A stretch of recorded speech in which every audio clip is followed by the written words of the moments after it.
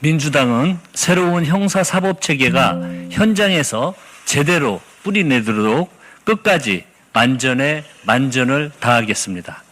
형사소송법 개정은 검찰개혁의 끝이 아니라 국민을 위한 형사사법체계의 시작입니다. 오랜 기간 검찰 중심으로 운영되어 온 형사사법체계를 마무리 짓고 수사와 기소를 독점해온 권력 구조를 바꾸는 역사적인 제도 개혁입니다. 오늘 형사소송법 개정 국민보고에는 무엇이 어떻게 달라지는지 국민께 소상히 설명드리고 새로운 제도에 대한 우려와 질문에도 책임 있게 답하기 위해 마련했습니다. 이번 형소법 개정으로 검사는 공소 제기와 유지에 전념하고 수사는 온전히 수사기관이 담당하게 됩니다.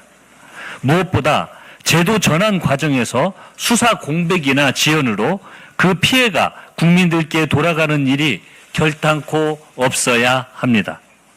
민주당은 수사기관이 사건을 떠넘기거나 암장하지 못하도록 보안수사 요구의 절차와 기한을 명확히 하고 재수사 및 시정조치 요구권을 탄탄하게 정비했습니다. 피해자의 권리도 더욱 두텁게 보호했습니다. 재정신청 대상 범죄에 아동학대와 가정폭력 등 사회적 약자 대상 범죄를 포함했고 스토킹과 학대 등 7대 범죄에 대해서는 정권 송치를 도입할 예정입니다. 또한 사회적 약자인 피해자의 권익 강화를 위해 당내 TF도 설치할 예정입니다. 그런데 국민의힘은 검찰이 독점하던 권력을 국민께 돌려드리기 위한 새로운 형사사법 체계를 거부하고 있습니다.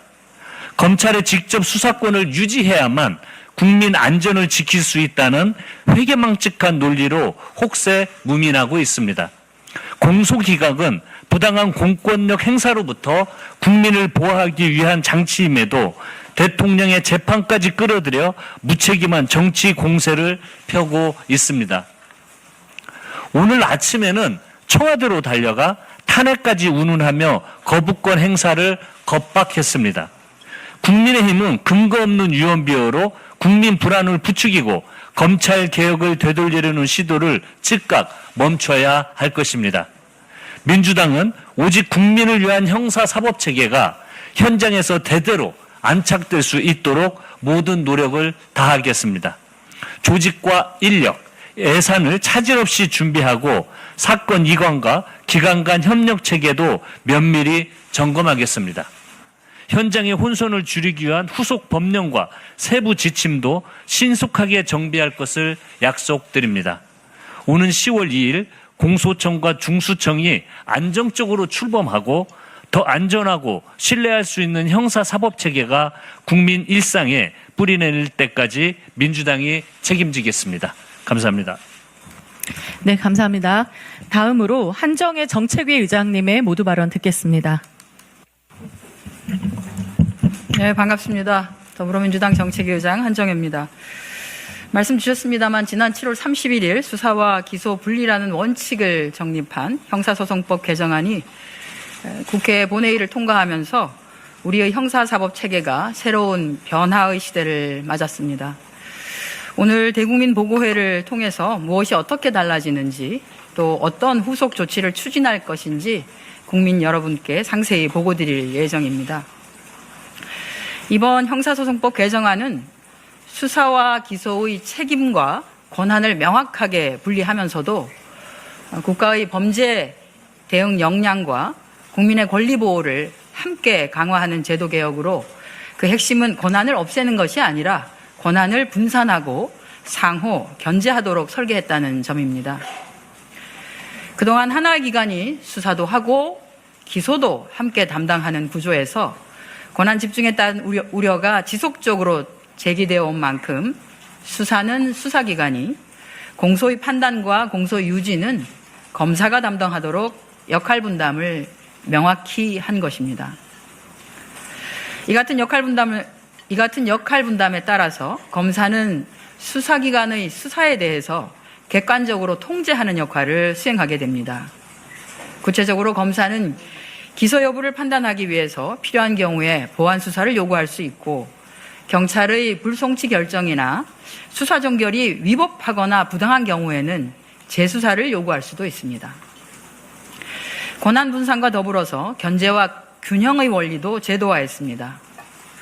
수사기관은 검사의 보완 수사 요구를 이행하여야 하고, 필요한 경우에는 다른 수사기관이나 상급 수사기관에 사건을 이송할 수 있도록 하여서 사건이 정체되거나 부실하게 처리되는 것을 방지하였습니다.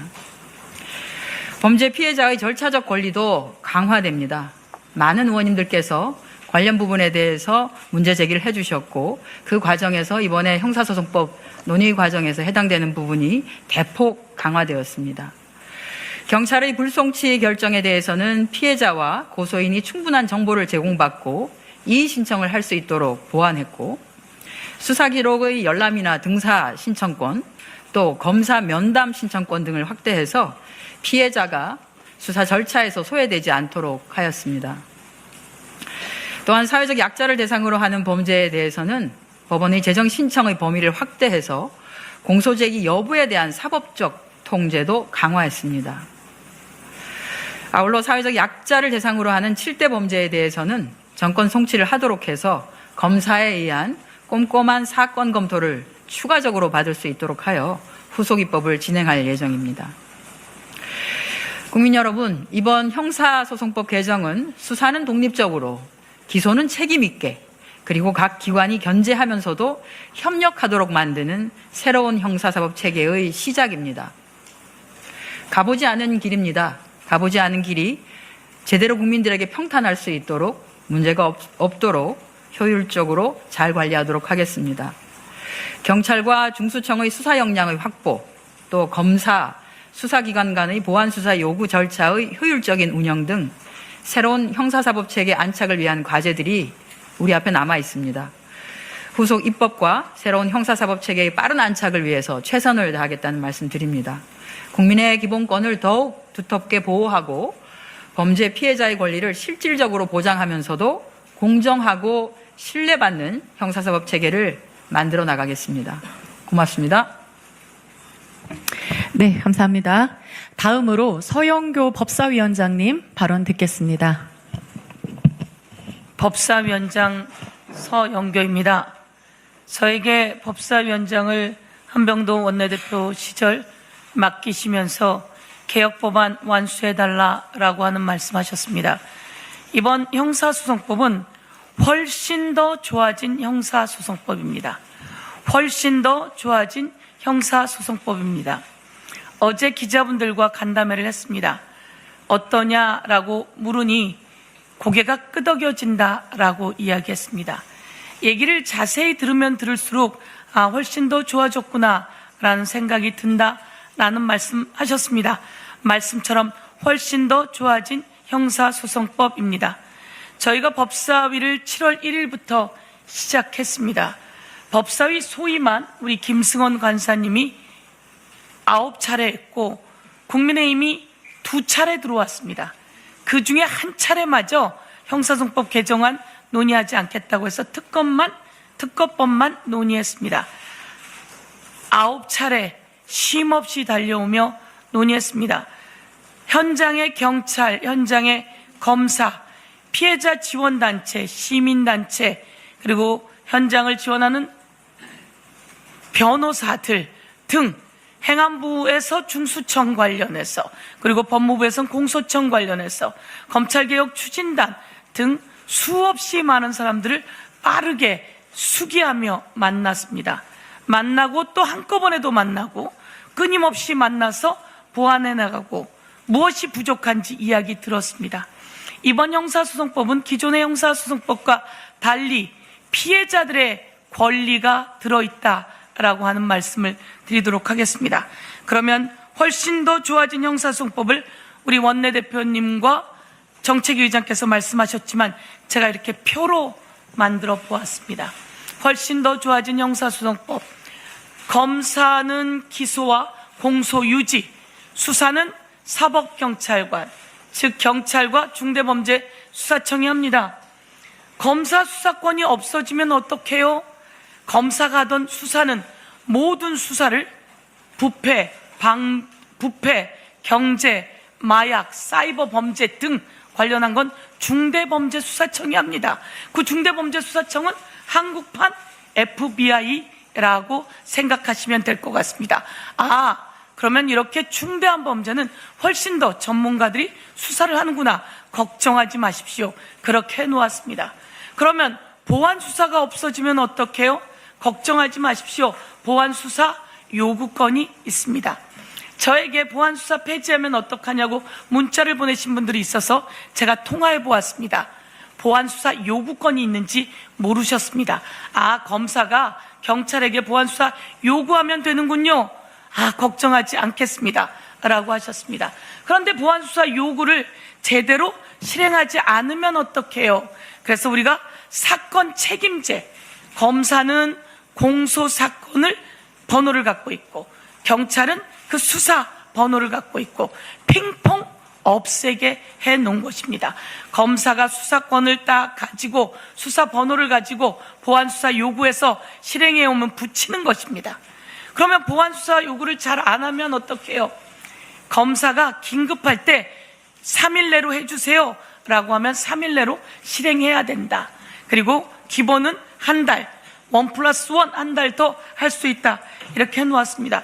이번 장윤기 사건처럼 케이블타이 없어지면 어떡하죠? 우리 김승원 간사님의 좋은 생각이었는데요.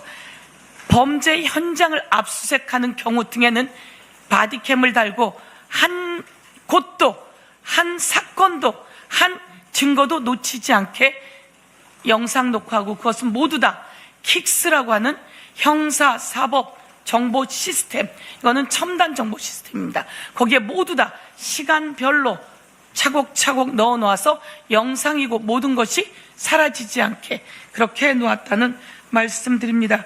그러면 이번에 소중한 건 피해자들의 목소리입니다. 피해자가 이야기하셨습니다. 6개월이 지나도록 증거가 없어지는데 제대로 수사 안 해줘요 라고 하면 이의제기하고 그러면 수사관을 교체할 수 있게 해 놓았다는 말씀도 드리면서 제가 어디까지 어떻게 수사받고 있었는지 통보도 좀 해주시고 그리고 그 기록도 보고 싶습니다. 좋습니다. 열람 등사하는 내용도 해놓았습니다. 그전엔 이런 내용이 없었던 것이죠. 저희가 요청하는 것은 그겁니다. 검사와 경찰이 더 잘 상호 협력하게, 검사는 검사 일 더 잘하게, 경찰은 경찰 일 더 잘하게, 혹시 경찰이 범죄에 연루되어 있다면 중대범죄수사청이 바로 수사할 수 있게 이렇게 해놓았습니다. 국민 여러분, 훨씬 더 좋아진 형사소송법 78년 만입니다.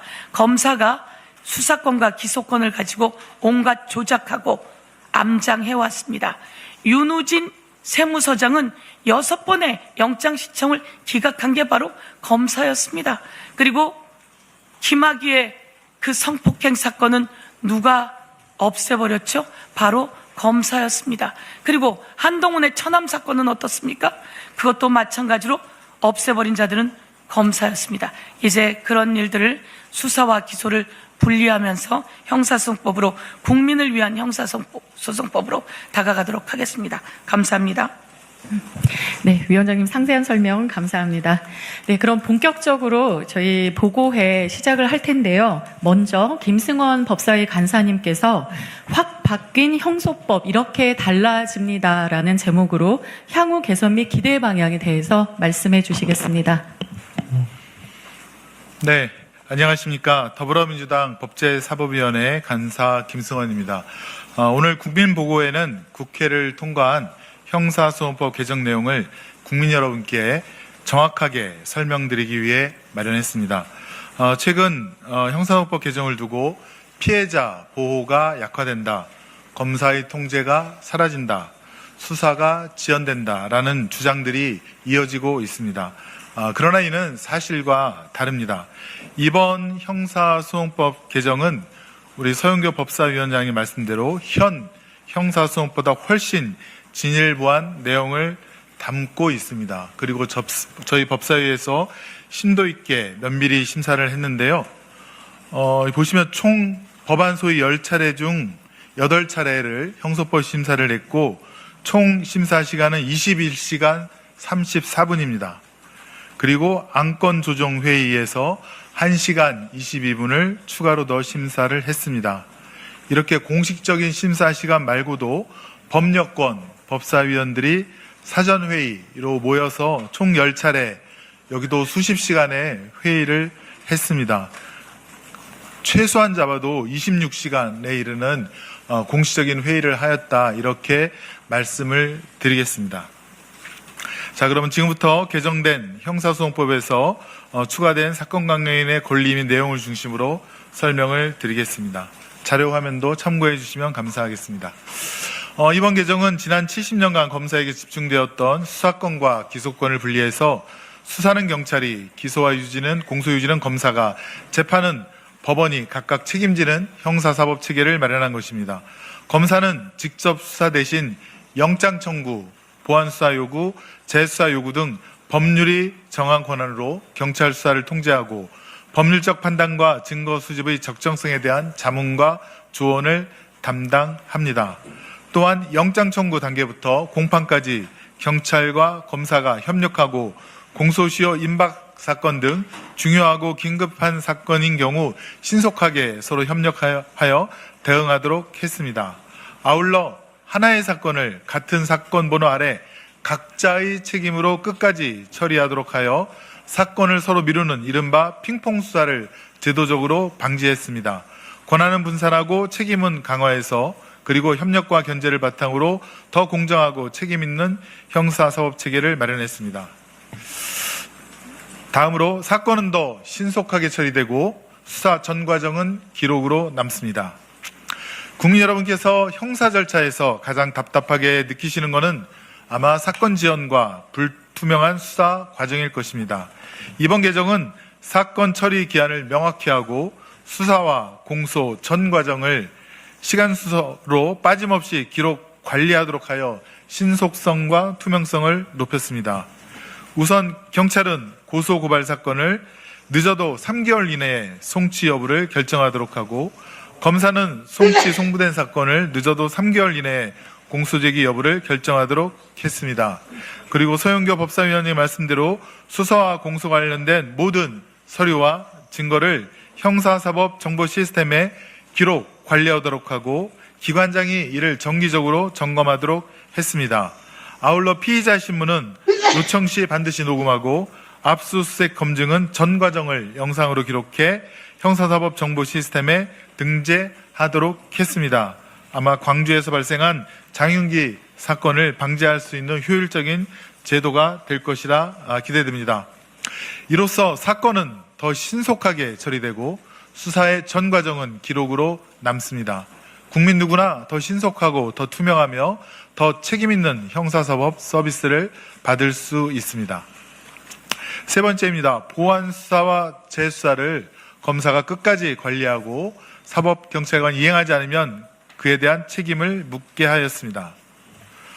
보안 수사권이 폐지되면 수사가 부실해질 것이라는 우려가 있습니다. 하지만 이번 개정은 보안 수사를 없앤 것이 아니라 끝까지 책임지고 관리하는 체계로 바꾼 것입니다. 검사는 송치된 사건의 수사가 미진한 경우 보안이 필요한 이유와 내용을 구체적으로 특정해 보안 수사를 요구할 수 있으며, 사법경찰관은 원칙적으로 1개월 이내에 이를 이행해야 합니다. 필요한 경우 1개월 범위 내에서 연장할 수 있지만 보안 수사 이행 결과를 사법경찰관과 검사는 사전에 의견을 조율하고 종합수사 결과 보고서를 통해 검사는 이행 여부를 끝까지 점검할 수 있습니다. 불송치된 사건도 모든 기록이 검사에게 송부되며 검사는 3개월 이내에 재수사 여부를 결정합니다. 보안수사나 재수사가 미흡하면 직무배제, 징계를 요청하거나 상급 수사관서 또는 다른 수사기관에 보안수사, 재수사를 요구할 수 있습니다. 또한 사건 초기 검사는 법령 위반, 인권침해 또는 현저한 수사권의 남용이 있으면 사법경찰관에게 시정 조치를 요구할 수 있습니다. 사건 관계인은 검사에게 면담과 의견 제출을 요청할 수 있어 사실관계를 직접 확인하도록 했습니다. 검사는 시정 조치를 사법경찰관이 제대로 이행하지 않는 경우 사건을 송치할 것을 명할 수 있습니다. 그러므로 고소인 혹은 피해자가 시정 조치를 검사에게 요구하게 되면 무조건 사건은 검사에게 송치된다는 점도 특별한 사유라고 볼 수 있겠습니다. 그러니까 고소인 피해자를 보호할 수 있는 좋은 제도라고 볼 수 있습니다. 수사 중에는 피해자가 6개월 이상의 수사 지연이나 위법 부당한 수사에 대해 이의를 제기할 수 있습니다. 그리고 수사가 결론에 이르게 되어 불송치 결정을 할 때도 이의 신청 안내를 사건 관계자에게 주고 수사기록 열람 등산권을 보장하도록 했습니다. 사회적 약자 대상 7대 범죄에 대해서는 개별 법률 개정을 통해 정권 송치로 피해자 보호를 확대할 예정입니다. 이와 같이 직접 보안 수사는 폐지됐지만 보안 수사와 재수사에 대한 책임은 강화하고 시정 조치, 이의 신청 그리고 이의 제기를 통해서 고소인 고발인 피해자의 권한이 누락되지 않도록 철저하게 촘촘하게 제도를 구성하였습니다. 네 번째입니다. 구속사건의 보안수사 요구도 신속히 처리됩니다. 일각에서는 검사의 직접 보안수사가 폐지되면 구속사건 처리가 지연될 것이라고 우려합니다. 그러나 이번 개정은 형사사법정보시스템 킥스를 중심으로 경찰과 검사가 영장 단계부터 실시간으로 협력하는 체계를 마련했습니다. 수사 전 과정과 증거를 킥스로 서로 공유하고 검사는 기록 검토와 피의자 면담 등을 통해 사실관계를 확인할 수 있습니다. 긴급 사건인 경우 검사의 추한 절차를 통해서 사건 기록을 사경에게 이송하지 않아도 사건을 처리할 수 있습니다. 구속영장 사건은 보안수사 기관을 지정하고 또 현행범 체포 사건은 긴급 보안수사 요구를 통해서 신속하게 대응할 수 있습니다. 직접 보안수사는 폐지되었지만 킥스를 기반으로 한 협력 체계로 구속사건도 신속하게 처리할 수 있도록 했습니다. 다섯 번째입니다. 민생사건 등 피해자 보호 및 권리 강화입니다. 민생사건 등 피해자도 역시 두텁게 보호합니다. 이번 개정안은 피해자를 단순한 보호의 대상이 아니라 형사 절차에 직접 참여하는 권리의 주체로 세운 것이 가장 큰 변화입니다. 피해자는 검사에게 직접 면담을 신청하고 의견과 자료를 제출할 수 있으며 검사 역시 공소제기나 재수사 여부를 결정하기 전에 피해자와 사건 관계인의 의견을 직접 들을 수 있도록 했습니다. 모든 불송치 사건의 경우에도 그 기록이 검사에게 송부되고 검사는 재수사 여부를 결정해 미흡한 경우 사법경찰관의 직무배제, 징계 요청 또는 상급 수사관서, 다른 수사기관에 재수사를 요구하는 등 끝까지 그 책임을 묻고 이행을 담보하도록 했습니다. 아울러 피해자는 수사의 지연이나 위법, 부당한 수사에 대해 이의를 제기할 수 있고 불송치 결정 시에는 이의 신청을 안내받은 것과 함께 수사 기록에 대한 열람, 등사권을 보장되어서 이의 신청의 사유를 더 정확하게 서술할 수가 있습니다. 또한 재정 신청 대상을 권력범죄와 사회적 약자 대상 범죄까지 확대하고 아까 말씀드린 바와 같이 사회적 약자 대상 7대 범죄는 개별 법률 개정을 통해 정권 송치로 확대해 피해자 보호를 더욱 강화하겠습니다. 피해자가 더 이상 수사의 구경꾼이 아니라 형사 절차의 당사자로서 직접 참여하고 권리를 행사할 수 있도록 했습니다. 그리고 마지막으로 법정 송치 확대입니다. 즉 사건 기록이 검사에게 최종적으로 송치되는 그런 경우가 확장되었다는 뜻입니다. 일각에서는 검사의 직접 보안 수사권이 폐지되면 경찰에 대한 견제가 약화된다고 우려합니다. 그러나 이번 개정은 직접 보안 수사 대신 검사의 사후 통제와 견제 기능을 더욱 체계화한 것인데 검사는 시정조치 요구나 재수사 요구를 한 사건, 그리고 고소인 등의 이의 신청 사건, 직결 심판 청구가 기각된 사건을 송치받아서 다시 확인할 수 있습니다. 다시 한번 말씀드리지만 고소인 등이 검사에게 이의 신청을 하면 검사가 이의 신청 받은 그 사건을 본인에게 송치하도록 사법경찰관에게 요구할 수 있어서 사법경찰관이 사건을 묻어두는, 즉 암장하는 경우는 결코 발생할 수가 없습니다. 또한 사회적 약자 대상 7대 범죄에 대해서 개별 법률 개정을 통해 정권 송치로 기록을 검사에게 송치하도록 한 것도 말씀을 드렸습니다. 검사는 송치받은 사건을 본인이 직접 기소할 수도 있고 또 불기소 결정할 수 있으며 또 다른 수사기관, 예컨대 상급 수사기관, 관서나 다른 수사기관에 보안수사 또는 재수사를 할 수 있도록 요청할 수 있습니다. 위와 같이 이번 개정은 수사와 기소를 분리하면서도 경찰과 검사가 서로 협력하고 또 서로 견제하는 구조를 제도화한 것입니다. 직접 보안수사권은 폐지했지만 경찰에 대한 검사의 견제는 더욱 체계적이고 실효적으로 작동할 수 있을 것입니다. 오늘 국민 여러분께 보고드린 위 6가지 변화가 이번 형사소송법 개정의 핵심입니다. 이제 국민은 더 공정하고 더 신속하며 더 투명한 형사사법 서비스를 받을 수 있습니다. 공소기각 판결 사유를 추가한 것에 대해서는 혹시 질의가 있으면 그때 답변 드리도록 하겠습니다. 마무리입니다. 끝으로 언론 여러분께 부탁드립니다. 회의록의 일부 발언만이라든가 또 형사법의 전반을 또 전 흐름도를 이해하지 못한 상태에서 이런 입법 취지라든가 또 심사 과정 전체 맥락을 오해하는 보도들이 있는데 이와 같은 형사소송 개정을 꼼꼼히 좀 살펴보시고 충실히 반영한 공정한 보도를 해주시기를 부탁드립니다. 형사사법체계 정상화는 이와 같은 법률 통과가 아니라 국민이 변화를 체감할 때 비로소 완성되게 됩니다. 국민의 기본권을 더욱 두텁게 보호하는 형사사법체계가 현장에 뿌리 내릴 때까지 저희 더불어민주당은 끝까지 책임지겠습니다. 감사합니다. 네, 김승원 간사님 심도 있는 보고 감사합니다. 예, 두 번째 보고로 우리 김한규 정책수석께서 사회적 약자 권리 강화 방안을 중심으로 후속 조치 추진 방향에 대해서 보고해 주시겠습니다. 네, 이미 김승원 간사님을 포함해서 여러분께서 형사소송법 개정안에 대한 내용을 다 설명을 해주셨습니다. 저는 그 중에서 피해자 권리 확대 방안만 뽑아서 다시 한번 정리해 말씀을 드리겠습니다. 내용이 많다 보니까 약간 분류해서 설명드릴 게 좋을 것 같아서 수사 단계별로 한번 나눠봤습니다. 현재 수사가 진행 중인 경우, 그리고 경찰이 혐의가 있다라고 해서 검찰에 송치를 한 경우, 사법경찰관이 혐의가 없다고 불송치한 경우 크게 세 가지로 나눌 수 있습니다. 각 단계별로 현재 검사가 할 수 있는 조치가 세 가지인데요.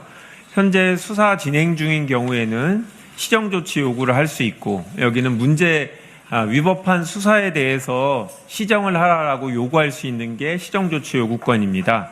그리고 혐의 있음, 그러니까 기소를 해달라고 사법경찰관이 검사에 송치를 했을 때 검사가 기소 여부를 판단하기에 추가적인 수사가 필요하다라고 여겨지면 보완 수사 요구를 할 수 있도록 되어 있습니다. 그리고 마지막으로 피해자 입장에서 제일 관심 있는 부분인데요. 경찰이 범죄 혐의가 없다라고 판단해서 사건을 종결하고 사건 기록만 검찰에 보낼 경우에 검사가 다시 한번 수사하는 게 좋겠다.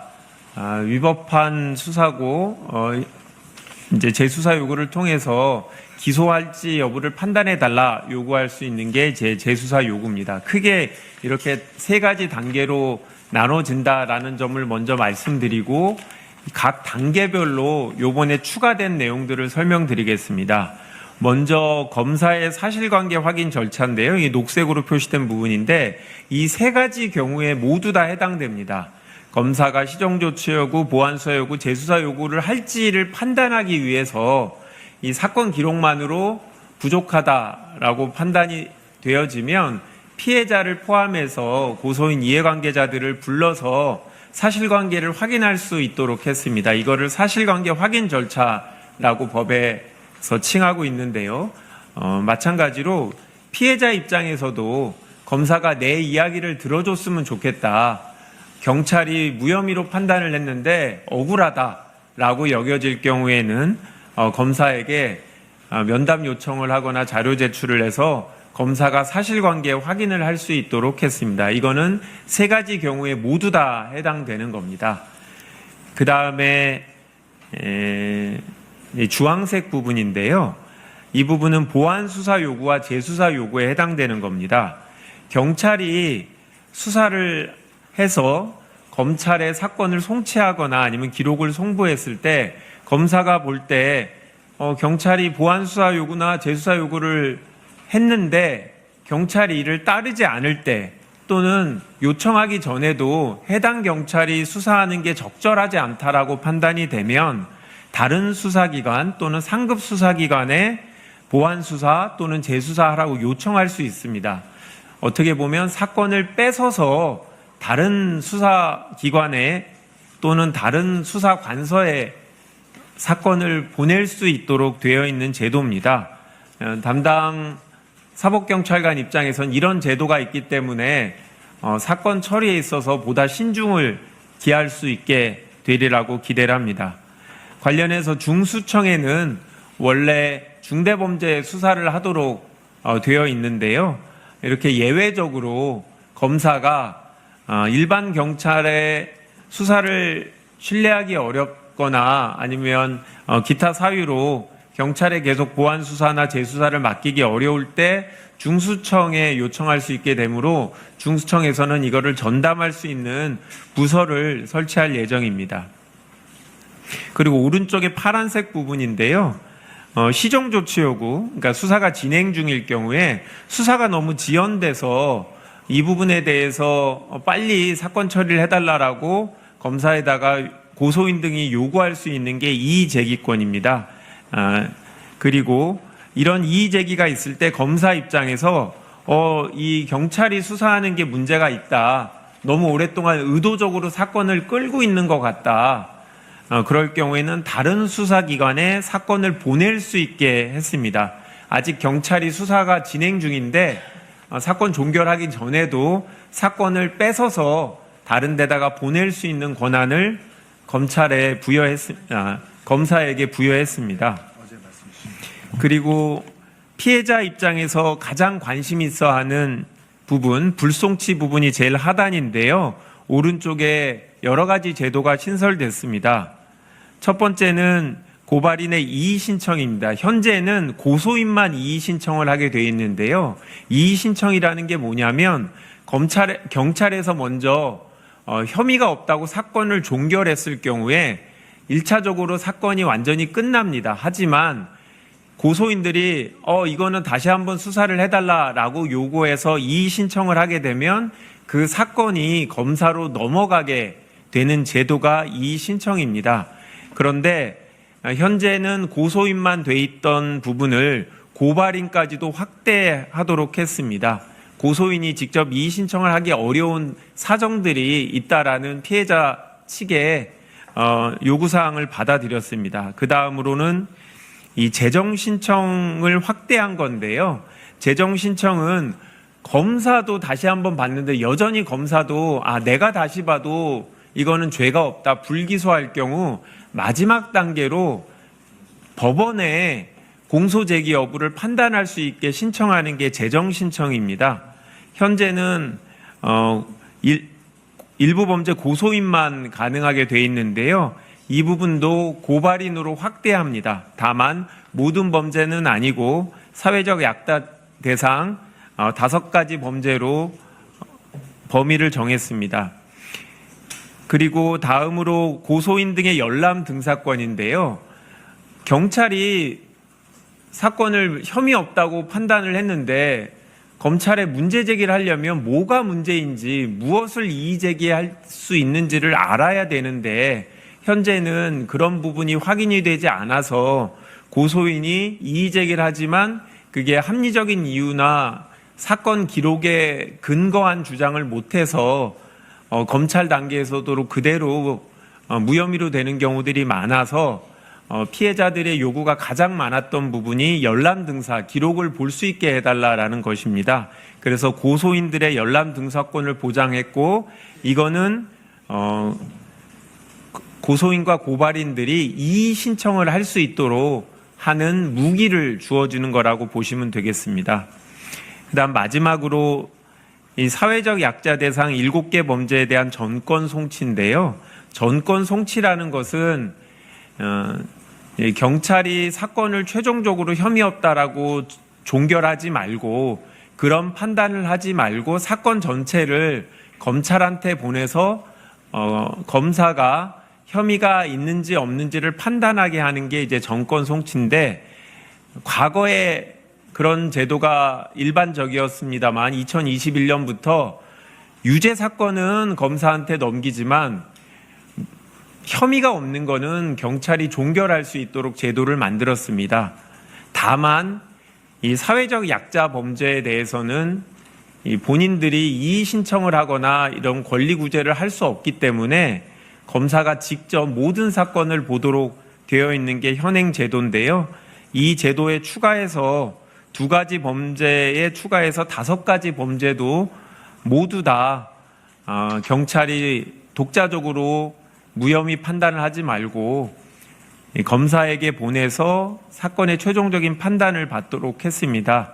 이 부분은 개별 법에 근거가 있기 때문에 현재 2가지 아동학대, 가정폭력 범죄를 제외한 나머지 5가지 범죄에 대해서도 개별법을 개정해야 되는 상황이고요. 이미 지금 민주당 의원님들께서 법안을 발의했기 때문에 이 부분은 10월 2일 전에 조속하게 통과시켜서 공소청 출범과 동시에 피해자 구제에 미흡함이 없도록 추진할 예정입니다.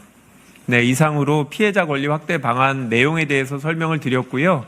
한병도 당대표 직무대행께서 말씀하신 대로 이런 부분을 구체적으로 잘 실행될 수 있도록 당내에서 TF를 만들어서 추후 계속 챙겨나가도록 하겠습니다. 이상입니다. 네, 김한규 수석님 일목요연하게 정리해 주셔서 감사합니다. 네, 그럼 이어서 마지막으로 기자 질의응답 시간을 가질 텐데요. 기자님들께서는 소속 성함과 함께 답변하실 의원님을 좀 지정해서 이왕이면 질의를 해주시면 좋겠습니다. 네, 그럼 질의 받겠습니다. 주로 김승원 간사님께 물어보시면 좋을 것 같습니다.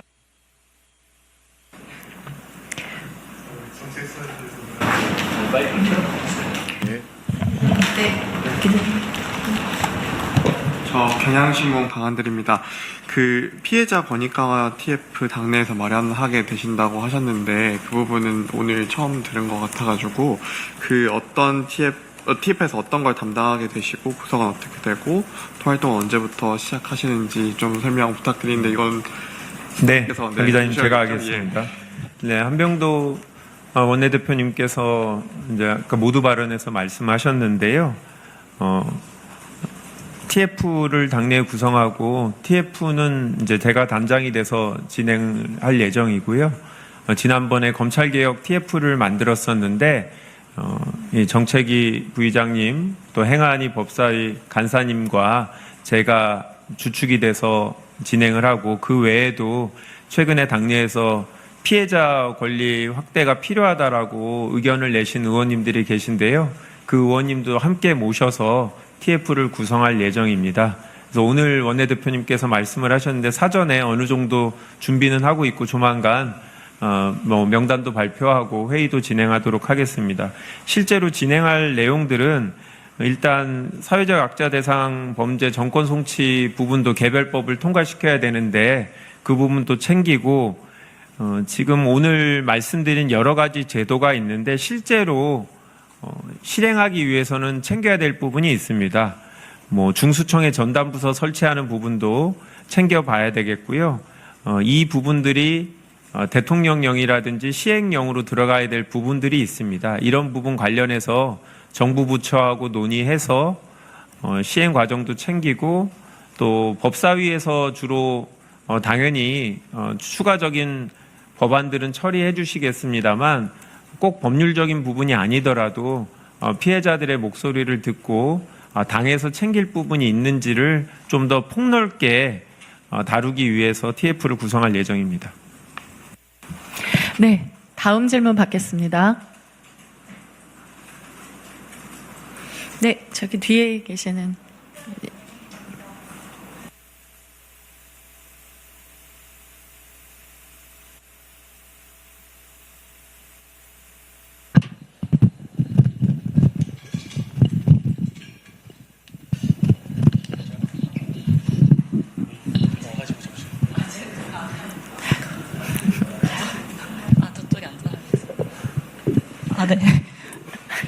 네, 정혜민 기자님 네, 부탁드립니다. 한겨레 정혜민 기자입니다. 그 국민의힘에서는 그 헌법 소원을 예고를 하고 있는데 뭐 주요한 내용으로는 뭐 이제 헌법에 명시된 검사의 영장 청구권과 소추 기능과 관련된 수사권을 박탈해서 위헌 소지가 크고 7대 범죄에 한해서 정권 송치를 하는 것은 평등권 위반이라는 취지였던 것 같습니다. 그 민주당에서는 이런 위헌성 문제 제기에 대해서 조금 어떤 입장인지 말씀 부탁드립니다. 예. 택도 없는 소리입니다. 택도 없는 소리고 그동안 수사권 기소권 분리 관련해 가지고 2023년에도 그랬고요. 그 전에도 이 영장 청구권 자체가 헌법에 보장된 검사의 권리이다. 그래서 수사권을 나누는 것은 헌법에 위배된다라고 권한쟁의 심판도 청구를 했었고 헌법소원도 청구를 했었지만 이 내용은 헌법에 부여된 그런 권한이 아니다. 그래서 수사의 부분을 소추의 부분을 구분할 수 있는 것은 국회의 입법사항이고 소추, 수사 등은 행정 영역의 사안이므로 이것은 국회 입법사안이지 헌법 위반 사안이 아니다라고 해서 실제로 권한쟁의 심판의 자격도 되지 않는다. 그리고 몇 번에 걸쳐서 벌써 4번 정도 있었습니다. 그래서 헌법 소원의 대상이 아니라는 걸 아마 잘 알고 있을 것임에도 불구하고 이것을 또 선전전으로 하려고 한다면 아주 염치가 없는 행위이고요. 모르고 한다면 무식하기 짝이 없는 행위이다라는 말씀을 드리고요. 정권 송치가 약자들을 위한 부분에 있어서 평등권 위배다라고 하는데요. 가정폭력 특별법, 가정폭력법 그리고 아동학대 관련한 법안에 이미 정권 송치는 입법사안으로 들어 있습니다. 그래서 약자들을 위해서 이 부분이 필요하다고 저희가 검토하고 법안으로 보장하려고 하는 상황인데요.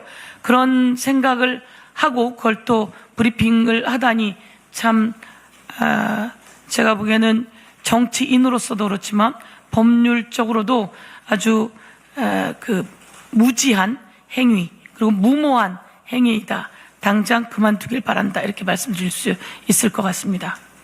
제가 좀 추가적으로 정권 송치에 관해서 말씀을 드리면 국민의힘은 그 사회적 약자에 대한 7대 범죄에 한해서 이제 정권 송치가 된다 이렇게 주장하지만 그 현행 제도를 모르고 그리고 개정된 형사소송법을 모르고 하는 그런 말입니다. 첫 번째는 검사가 당사자의 신고로 사법경찰관에게 시정조치를 요구했을 때 그것이 제대로 이행하지 않으면 검사가 사법경찰관에게 송치를 요구할 수 있습니다. 즉 사건을 땡겨올 수 있습니다. 두 번째는 고소인 혹은 고소인에 준하는 즉 피해자에 준하는 고발인이 이의신청을 한 경우도 사건이 검사에게로 송치가 됩니다. 세 번째는 우리 서영교 의원님께서 말씀하셨듯이 가정폭력, 아동학대에 대해서는 이미 정권 송치하도록 되어 있고 저희가 추가로 5개 범죄에 대해서 정권 송치를 특별법에 담을 예정입니다. 그리고 즉심에 대해서 청구가 기각되었을 때 당사자의 이의가 있으면 이것도 역시 정권 송치가 됩니다. 현행 제도입니다. 마지막으로 재수사 요구, 검사가 재수사 요구를 했는데 사경의 재수사 이행이 탐탁치 않다, 미진하다 했을 때는 역시 검사가 송치 요구할 수 있습니다. 그러면 사건을 갖고 올 수 있습니다. 이런 다양한 송치할 수 있는 방법이 있기 때문에 특히나 고소인이나 고발인이 이의 신청을 하거나 혹은 검사에게 시정 조치 요구를 함으로써 사건을 언제든 검사에게 송치시킬 수 있기 때문에 정권 송치가 사회적 약자 7대 범죄 하나고 또 사경에 사건이 암장되며 부실화될 우려가 있다라고 하는 국민의힘 주장은 현행법과 개정된 형사소송법을 전혀 모르고 하는 근거 없는 주장이다. 국민을 현혹시키는 것이다. 이렇게 말씀을 드리겠습니다. 이상입니다. 네. 예, 다음 우리 오마이뉴스. 예. 네, 오마이뉴스 유성애라고 합니다. 김승원 간사님께 좀 여쭤보고 싶습니다. 그 앞서 질문하신 것과 연결돼서 국힘이 이제 형소법 공소기각 판결 요건이 좀 대통령 재판에 염두에 둔 거라고 계속 주장을 하는데, 근데 이제 이미 있던 판례를 종문화하셨다고 했지만 어쨌든 예전에 없던 조항이 들어간 것이고 또 하필 이제 뭐 본의 아니라고 하셨는데 의장님의 어떤 연임 논란, 그러니까 발언 논란이랑 겹쳐져서 더 의심을 한다고 생각이 돼요. 근데 그래서 두 가지 질문을 드리고 싶은데 첫 번째는 대통령 사건에도 이론적으로 적용이 가능한 건 맞지 않냐는 주장에 대해서 네. 좀 설명을 해주시면 좋을 것 같고, 두 번째는 해당 문안에 뭐 중대한 위법 수사라던가 뭐 현저한 일타 이렇게 용어가 좀 모호해서 이게 너무 해석에 맡겨져 있는 거 아니냐, 이런 부분에 대해서 좀 설명해 주시면 감사하겠습니다. 예, 첫 번째는 그 공소기각 개정안은 시민단체의 요구에 의해서 김용민, 박은정 안에 이미 들어왔고 저희가 법안일소위에서 4차례에 걸쳐서 충분히 토의했다라는 점을 말씀을 드리고요. 저희가 토의 당시 전혀 대통령님하고는 사건하고는 전혀 연관을 못 시킨 것이 법조인이라면 대통령은 재직 중 형사소추를 당하지 않는다라고 하는 헌법 조문이 있고, 그렇다면 그것은 재직하시는 4년 동안은 재판이 안 진행되는 것이라고 누구나 다 법조인들은 알고 있습니다. 근데 이 형사소법 개정안은 2026년 10월 2일 날 시행되는 거 아니겠습니까? 4년 후에 할 일을 지금 개정을 통해서 진행을 시킨다? 저희는 전혀 그런 생각은 꿈에도 꾸지를 못했습니다. 다만 이 조항이 들어감으로써 지금 현행 법원에서는 재판을 다 하고 나서 공소기각 사유가 있으면 그때서야 공소기각 판결을 선고하는데, 피고인 등 억울한 당사자들은 아니 그럴 걸 차라리 무죄를 선고해달라고 그렇게 호소를 하고 있습니다. 그러면 이 조항이 들어감으로써 법원에서는 공소기각 판결을 할 사유가 있는지를 먼저 심사를 하고, 그것은 직권조사 사항이기 때문에 당연히 우선 심사 대상이 되고, 그래서 위법한 수사 혹은 현저한 재량권 일탈로 인한 기소에 대해서는 공소기각 판결을 초기에 선고를 할 수 있는 것입니다. 그래서 억울한 국민들을 구제할 수 있는 아주 좋은 법안이다. 저희는 그렇게 생각해서 통과를 시킨 거고요.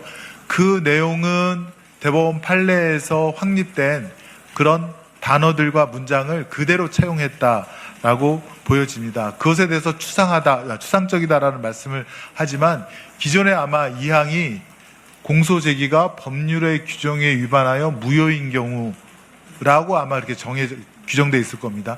그것이 추상적인지 아니면 그 법률 조항에 의해서 확립된 판례, 즉 중대한 위법 수사에 기해서 공소 제기가 된 경우, 또 현저한 소추 재량권 일탈로 인해서 공소 제기가 된 경우, 그다음에 그 밖에 법률 규정도 맨 마지막에 보완적으로 넣긴 했지만 그것이 더 추상적인지는 아마 어느 누가 봐도 기존 거보다는 훨씬 구체화하고 명확하게 규정을 했다, 이렇게 말씀을 드리고요.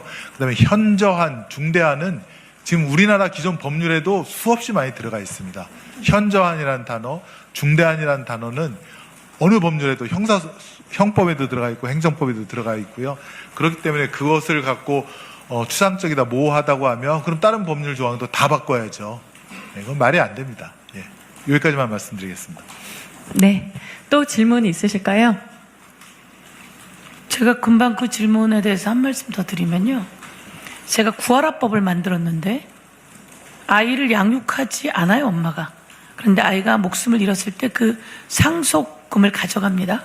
그래서 제가 현저하게 아이에 대한 양육의 의무를 위반할 때라고 해서 이 현저하게를 넣습니다. 현저하게는 모든 법률에 들어있는 용어입니다. 왜? 대법원이나 법원이 그걸 판단하라고. 현저하게라고 하면 10년 키워야 되는데 9년만 키웠으면 뭐 이런 식으로 구분하라고 있는 겁니다. 그래서 법률 용어이고요. 기억부터 제가 쫙 찾아봤는데요. 뭐 가는 곳마다 그 법률 용어가 있고 중대하게는 법원이 그렇게 판단하라는 겁니다. 그래서 그런 식의 현저하게 중대하게를 추상적이라며 그 문제 제기를 하는 자들은 정말 억지로 발목을 잡기 위한 무식하기 짝이 없는 논리다라는 말씀드리고요. 우리 의원님 말씀처럼 그 김용민 박은정 의원 하는 6월 26일 날 벌써 대표 발의된 안이에요. 거기에 다 들어있는 내용이고 개정되기 전 2호에 들어있는 내용이기도 합니다. 그거를 2개로 나눴을 뿐입니다. 그런데 한밤중에 끼워 넣었다 이렇게 말하는 주진우 또는 한동훈 의원 같은 경우에는 아주 검사스러운 접근이기 때문에 이에 대해서는 책임을 꼭 지우게 될 것입니다. 네, 감사합니다. 우리 고의 또는 중대한 과실이라고 해서 중과실 용어도 많이 사용하잖아요. 이미 법에서 일반화돼서 사용하는 표현입니다. 네, 중과실 꼭 기억해 주시기 바랍니다.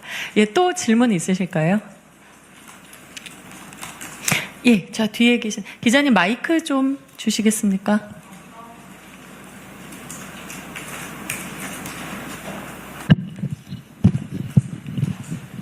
네, 질문 기회 주셔서 감사합니다. 한경닷컴 이정호 기자라고 합니다.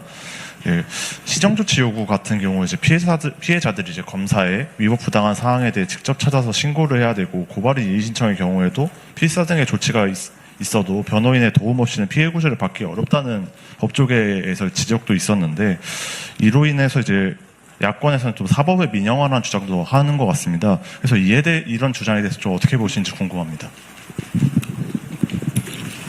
제가 좀 말씀을 드리겠습니다.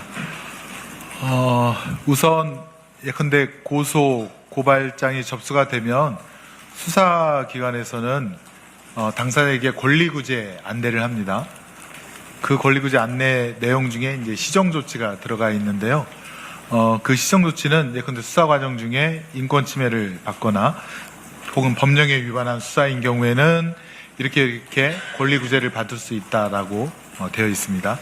그러면 수사 과정에 그런 침해를 받았다고 하는 당사자는 검사에게 신고를 할 수가 있고요. 그 신고를 받은 검사는 사법경찰관에게 그 시정조치에 대해서 기록을 등본을 받아서 검토를 하고 시정조치를 요구할 수 있고 또 시정조치 요구가 미진하면 사건을 아까 말씀드렸듯이 송치 사건을 갖고 오라 그래갖고 사건을 갖고 와서 다른 상급 수사관서나 다른 수사기관에 이첩을 할 수가 있게 됩니다. 이렇게 안내제도에 의해서 하는 것이고 또 그 과정에서 검사와도 사실 확인 등을 할 수 있기 때문에 결국에는 검사에 의해서 이루어질 것이라서 형사사법의 민영화는 아니다. 이렇게 말씀을 드리고요. 그 다음에 이의신청 역시 마찬가지입니다.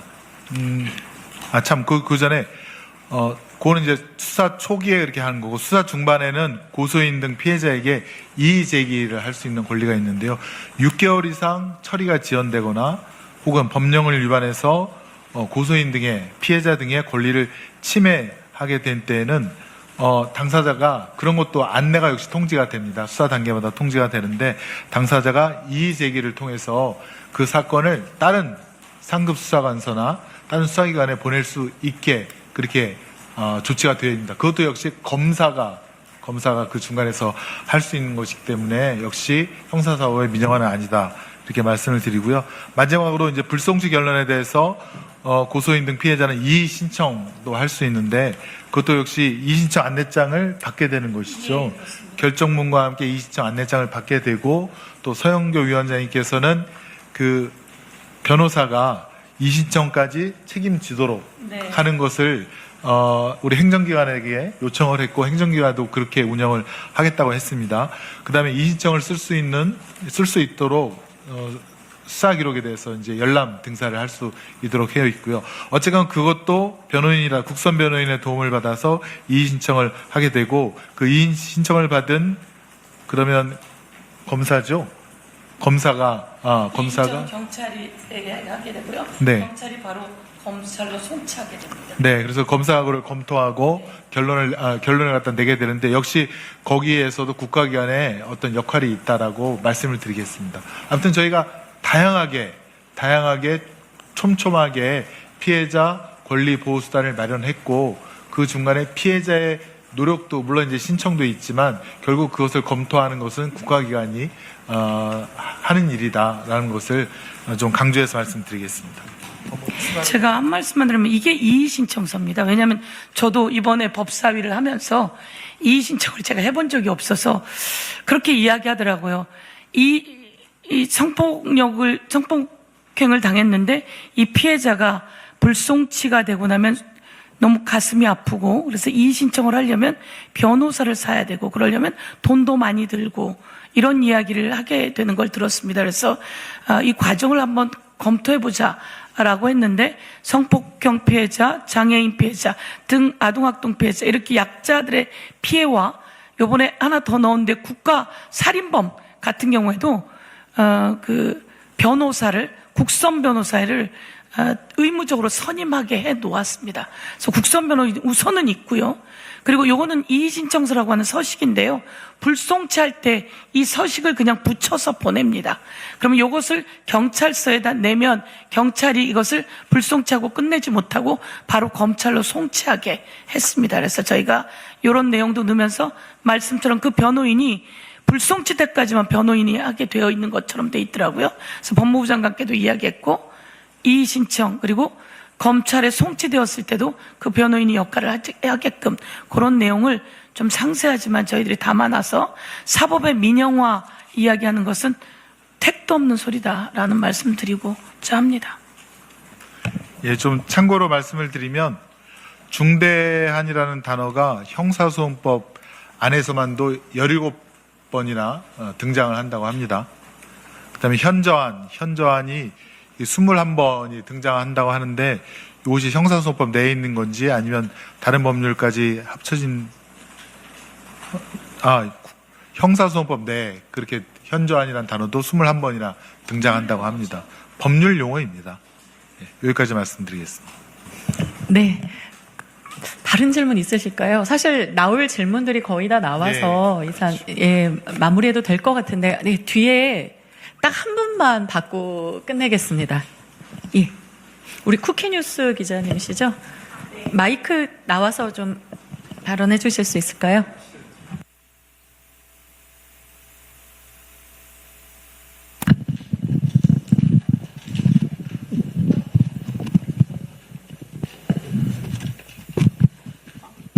네, 쿠키뉴스 김미경 기자입니다. 현재 보안 수사가 요구됐거나 아니면 보안 수사가 진행되는 사건, 미제 사건, 적재 사건이 계속 증가하는 추세에서 이런 사건들이 산적해 있는데요. 여기에 이제 피해자 권리 구제를 위한 여러 절차들이 도입되고 이렇게 체계가 바뀌게 되면은 현재 수사기관 업무가 굉장히 과중될 것으로 예상이 되는데 지금 우리 수사기관 인력이나 조직의 어떤 업무 과중 우려에 대해서 민주당에서 좀 어떻게 평가하고 계시는지 좀 보완책을 더 고민하고 계시는 게 있으신지 궁금합니다. 지금 저희가 경찰청으로부터 보고받기로는 사건당 처리 일수가 57일로 기억하고 있는데요. 더 줄어들고 있습니다. 줄어들고 있고요. 그다음에 아마 장기 미제 사건도 현저하게 많이 줄어든 것으로 저희가 보고를 받았고, 그다음에 수사관 인력도 그동안 2,000명이 넘게 증원이 되었으며 현재 수사 파트에 대해서 수사 실무를 공부하고 시험 쳐서 새로 그 업무를 맡고자 하는 경찰관들도 증가되고 있다라고 보고를 받았습니다. 저희는 어쨌건 사건의 신속한 처리와 또 투명성, 객관성을 담보하기 위해서 추가적으로 더 필요한 제도가 있으면 함께 논의해서 보완하도록 하겠지만 현재 추세는 그렇게 되고 있다라고 하는 보고 말씀을 드리겠습니다. 네. 더 이상 질문 없으신 걸로 오늘 보고회니만큼 충분한 기회를 드리겠습니다. 마지막 질문으로 하겠습니다. 채널의 이준성 기자입니다. 그 원내 여쭤보고 싶은데요. 그러니까 지난 얘기긴 하지만 이 형사법이 본회의에서 그 당내에서 반대랑 기권표가 하나씩 나왔는데 뭐 결론적으로 통과는 됐지만 이 당론으로 추인된 법안에 좀 반하는 표결이라서 뭐 당원들 사이에서 좀 감론 일박이 나오는 것 같은데 지도부 차원에서 좀 뭐 조치라든지 뭐 경고가 있으실지 여쭙습니다. 말씀드리면 당론 중에 강제적 당론이고 권고적 당론인데요. 이번에 저희가 강제적 당론으로 묶지는 않았습니다. 권고적 당론이고 가능하면 당론에 함께 해달라고 하는 요청을 드린 것이기 때문에 반대표를 던진 의원님들에 대해서 별다른 조치가 있지는 않을 겁니다. 네, 정책위원장님 답변을 마지막으로 마무리하겠습니다. 막 한 말씀만. 네. 피해자, 약자와 성폭력 피해자, 아동학대 피해자 등 약자들에 대한 범죄에 대해서는 어떻든 훨씬 더 보호할 수 있고 두텁게 보호하고 그리고 원내에서 TF를 꾸려서 그 신고를 받을 수 있게 또 하는 만큼 저희들이 최선을 다해서 이런 피해자, 이런 범죄를 일으킨 자들은 끝까지 쫓아가서 최대한 처벌할 수 있게 하려고 합니다. 이번에 청주 사건 관련해서도 최영준 국힘 시의원 압수수색에서 핸드폰 안에서 다른 피해자들의 피해자들의 사진이 나왔다는 거 아닙니까? 너무 충격적입니다. 그런데 그 압수수색 영장은 보안수사 요구로 질질 끌게 하고 그리고 그 통신 내역 영장은 기각시키고 구속영장은 거부했던 청주지검의 검사들은 왜 그런 일이 일어나는 거죠? 저는 어느 누구든 간에 대한민국에서는 그 약자들에 대한 험악한 범죄에 대해서는 끝까지 쫓아가서 처벌할 수 있게 해야 되고 그것을 가로막고 돈과 명예와 뭐 관계에 의해서 가로막았는지 청주지검처럼 그렇게 한다면 이것에 대해서 꼭 책임을 묻도록 하겠습니다. 네. 네, 감사합니다. 오늘 저희가 형사사법 체계 전반이 어떻게 바뀌는지에 대해서 말씀을 나눴는데요. 더불어민주당은 새로운 형사사법 체계가 우리 국민 여러분의 삶 속에 충분히 안착할 수 있을 때까지 끝까지 책임지겠습니다. 오늘 귀한 시간 내주신 언론인 여러분 그리고 방송을 통해서 시청해 주시는 국민 여러분께 감사드립니다. 이상으로 형사소송법 개정 국민보고회를 마치겠습니다. 감사합니다.